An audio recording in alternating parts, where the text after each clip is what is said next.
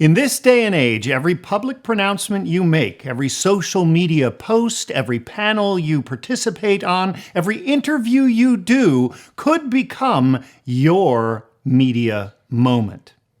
And while these tips won't prepare you for the product launch or the CNBC interview, they will make you more media savvy.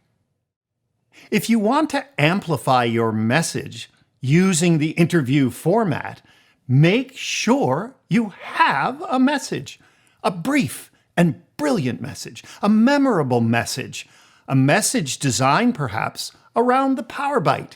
Conclusion, evidence. What does it mean to the reader? What does it mean to the listener?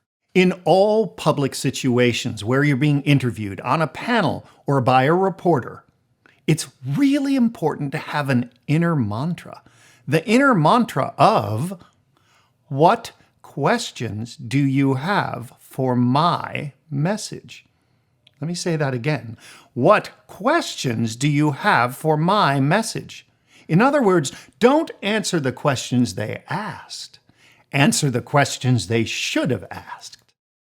One of the most common media skills is the ability to touch, bridge, and go. For the purposes of this demonstration, we'll assume that you're a growing software as a services company, and your message is all about growth, North American and European growth. And you have strong evidence to support it, the evidence of all of the large sales that you're doing in these countries with big increases in contract value, the evidence of the product innovation that you're doing and the rollout continuously of new products, and the evidence of sales growth and sales productivity. So your message is all about growth. Now, when you get that first question, a question like perhaps, what are your plans for Latin America? Touch. Yes, we are focused on global growth, bridge, but our real focus here is North America and Europe. And go. Go to your message, the message on the contract value, the message on the products, the message on the sales productivity. That way you've used touch, bridge, and go to get back to your message. Not all interview or public panel situations are easy. In fact, on occasion you will run into what we call rude or downright snarky questions. Now, it's very important that you have really good techniques so that you can navigate through these rough waters and thrive. When facing those tough questions, know when to punt. In other words, know how not to answer the question while smiling and driving back to your message. You may be asked a question like, what would your CEO say about this possible competitive disadvantage? I can't speak for our CEO, but what I can tell you is, a recently published report stated otherwise. Can you comment?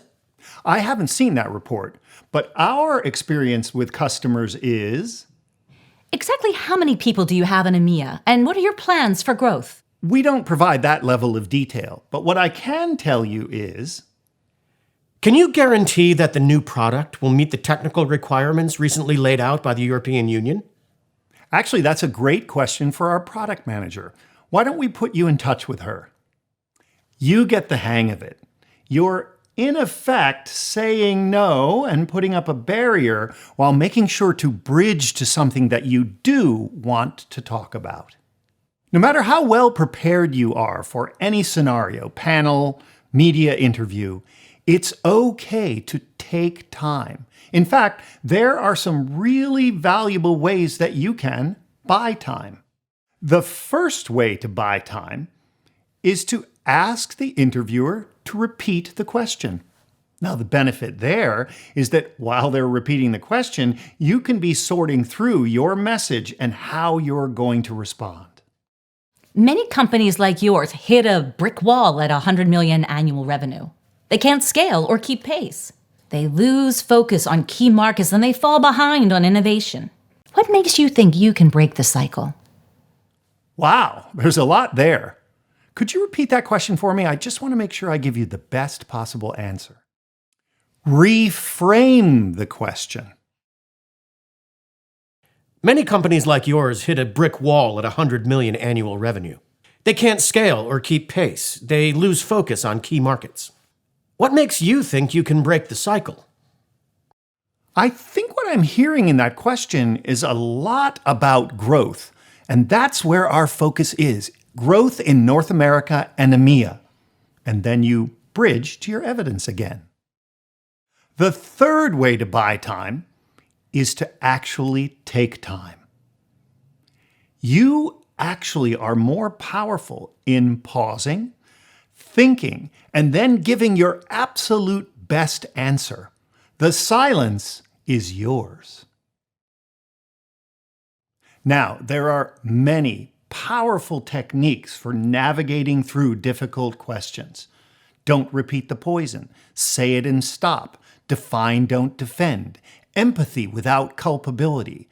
You'll need to learn and practice all of these if you want to thrive in a high-stakes media situation. Final thoughts on media savvy.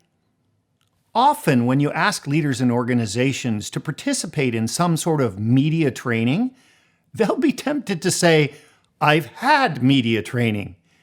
And frankly, that's like a professional football player saying, "I've had football." No, we must practice, practice, practice. Because remember, that next media moment may be your Super Bowl.